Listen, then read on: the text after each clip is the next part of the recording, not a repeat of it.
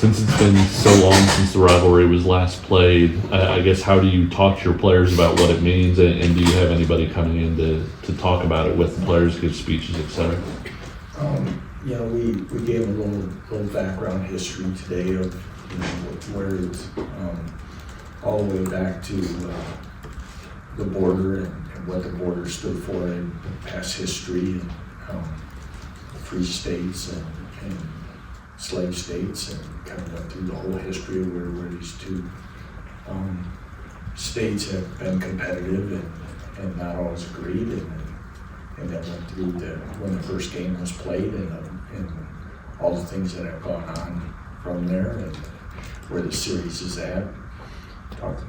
Touched on it hasn't been played in a while, and so I think they got a good understanding of some of that. I think there's more there.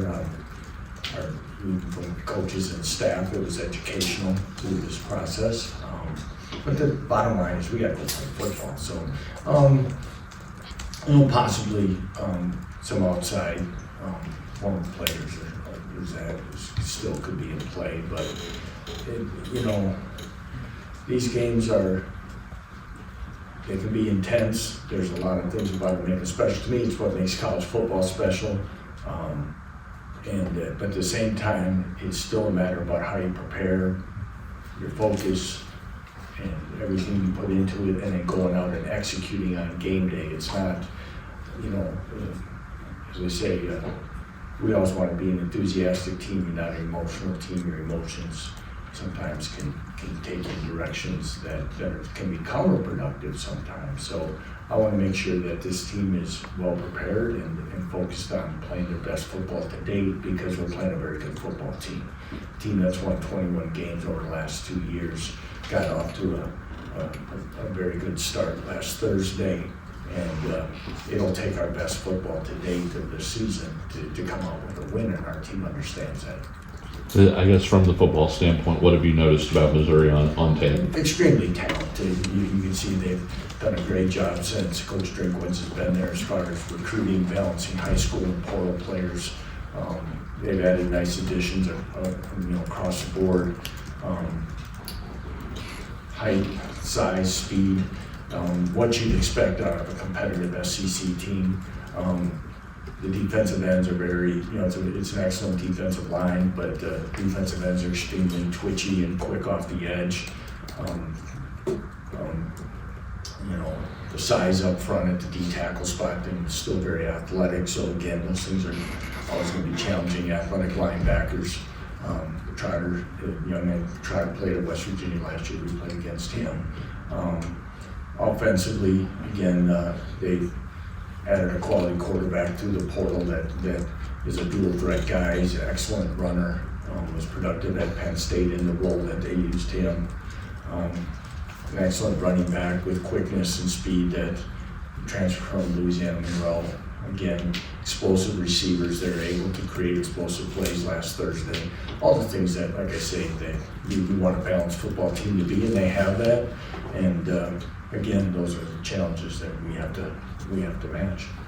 After a couple games of rotating at those two offensive line spots, what have you seen from those positions and the guys taking part in them? Well, first of all, offensively, last year, I thought we were better interior-wise with our hands. We talked about that in here a lot last week. I thought, again, we were physical. I didn't think we had any holding penalties in the interior line. Last week, the holding calls were on the perimeter. Again, Amir and Baca both taking steps. Amir continues to play well. Enrique played both sides in the game and has played well. Nolan did a good job. So again, as we continue to work and keep guys fresh and have guys to rotate, we're pleased where that's at. It's not like we're sitting in a meeting, trying to find out, other options right now. We're pleased with the rotation that's there. And again, it was good to see some of the other guys get some opportunities for their futures and for our future line development. And then just kind of a loose end from the last game. What was the situation with Graydon punting instead of Finney from the last game? Yeah. Finn was just held. He had a tweak of something, and again, he was limited today, so we'll see where that goes for the week. Do you have an update on how Bengal is doing? He did not practice today. That's my update. Okay. And also Jack Tanner. It's not Jack Tanner did not practice today as well. So they're not on the depth chart, so you can probably figure where that's trending for both. When we talked to Trey after the game, he referenced listening to his teammates talk about their stories on Friday night or the night before a game. Yeah. First of all, is that something you've done since you've been here? And what's the importance of That was guys more, for that? I think we alluded to something Chris Simpson does within his linebacker room, which he does, We do a lot of probably self-stories or sharing it more in the off-season, but Chris does a little bit more things at the hotel with his guys that he has. And again, I think we've always tried to develop the understanding and respect and knowing a little bit more about someone's story. But that one, I think Chris does some really good things within his room, and he uses that Friday time at the hotel for that. And again, I think, you've got, Trey from Florida, and then, you have Ezra Redwood from Wahoo, Nebraska, and Cole Monty from right here in Lawrence, and everywhere in between, Roy Stewart from Georgia. So you get a lot of different guys from a lot of different areas, and I think sometimes when you have a chance for them to understand that they're, to maybe understand some of the differences, but also understand that there's more similarities than not in those stories. And I know you do a lot of those types of talks in the offseason, especially. How important are conversations like that when you have a whole new roster, and then now you go into an environment where being in a team like this? Well, again, with that many new guys, Michael, that is a good point. And we've tried to make that was always a concern. I'm sure it's a concern across the country in today's era, how you bring a team and a locker room together for respect and being one and playing for each other.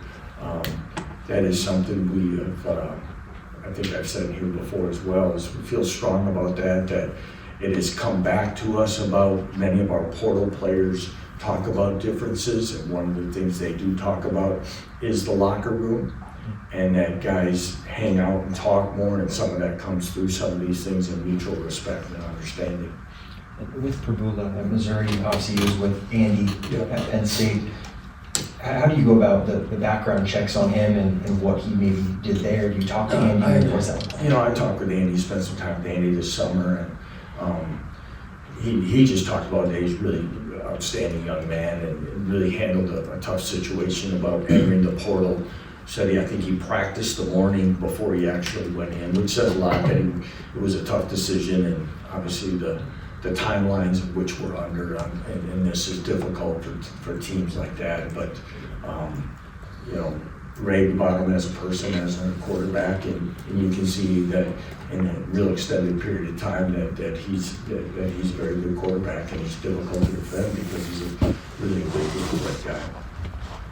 Obviously, playing in a difficult environment like Columbia, is there anything you guys do differently or do anything to kind of stimulate that? I can't say a ton of difference right now. We practice with crowd noise quite often and things like that. We do it during fall camp. We try to create environments and stimulus to challenge our guys on communication and being loud and trying to be that.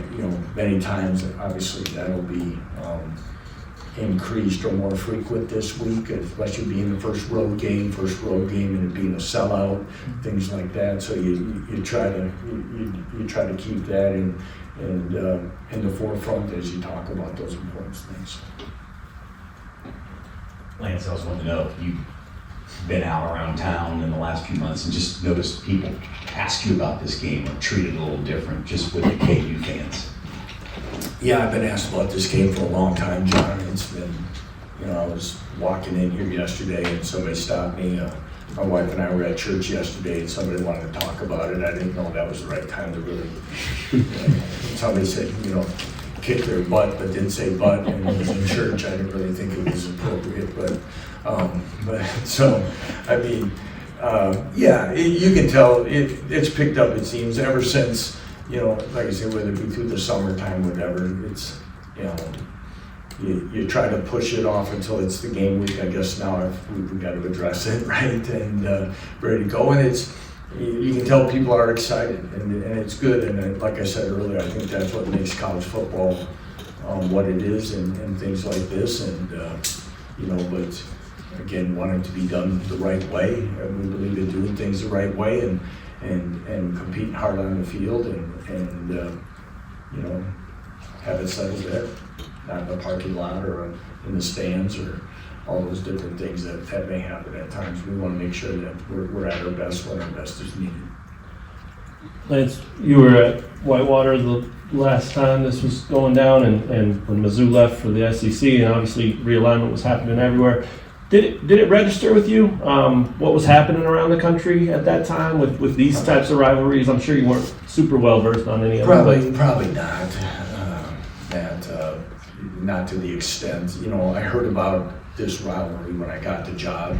Early that then it was coming back on the schedule and things like that. When I worked at Nebraska, we played down there and stuff, so I've been able to see they have a good environment there for their home team. But yeah, probably not as much the first time like a Missouri or a Nebraska leading the conference as much as probably seeing it this time when Texas and Oklahoma left, and probably being here to really understand some of those different things. But that was probably some of the first steps of this realignment, was probably back around then. And the other night, Jalen said that Devin Neal left him with a pretty long list of what this rivalry is all about. Educated him, gave him the California boy, all that stuff. How much does that help? I mean, from those former guys, and obviously you just mentioned maybe you'll have some guys come in this week, but guys that this group actually played with, to hear it from them. And for the game not being played for a while, for a young man like Devin, who's still pretty young to understand at his age, Devin did ask if he could come back and play this game. He said it to me walking off the field Friday night, that he goes, "I'll even come back as a walk-on." So I appreciated that. But yeah, it's important. It's important to understand some of those things and have some of those feelings and understanding. But to know that, though, it's you hope it just intensifies one's preparation and the things they have to go through, because once the ball is kicked off, you have to go out and play, and there's things that have to be done and executed with precision and effort and strain and physicality, just like it does each and every other week. But I'm sure that any of those extra boosts along the way, our guys will take and take seriously. On the linebacker front, I know we talked a little about John, but heading into this season, what were your goals for him? And you think about when he showed up on campus 12 months ago versus now, like how much have you really seen him progress? Well, John's progressed maybe as much as any guy in this program, and he's just starting to scratch the surface of how good he could be. If you ever can find, you guys find all that stuff anyway, but through the past, if you ever look at a picture of him when he was in 9th grade to what he looks like now, to where he continues to develop, or I should say 9th grade to a senior year of high school, a guy that was more of a corner and a safety, and he keeps moving closer to the ball. He continues to progress, and things that maybe weren't completely natural to him, he's worked extremely hard on, so it has been. It was disappointing they only had about 11 snaps in the game, because it was really an opportunity with Bengali out for him to really get more work, and that was probably one of the more disappointments of the game. I mean, it's unfortunate, but again, he needs to be a key special teams player for us. He needs to be ready to play his most football in his career on Saturday, and I know he'll prepare to do so. And going to the offensive side of the ball, with Leishawn and Daniel, the combination that they can have, obviously Leishawn didn't play on Saturday, but for Friday, what do you hope they can bring you in games like this that are on the road? And you talk a lot about wanting to take the air out of the crowd. Well, like I said, I think both are physical runners, and games like this, there's going to be tough yards to get to keep the sticks moving, and I think both backs can be physical and productive in these type of situations, and that's what we're going to need from them. We're going to need them both healthy, and Rashawn did do some stuff today, so we do anticipate him being available. But yeah, those are the things I think they both have shown their abilities with vision, quickness, power, speed that we want it from our backs, and they'll be a good part of second.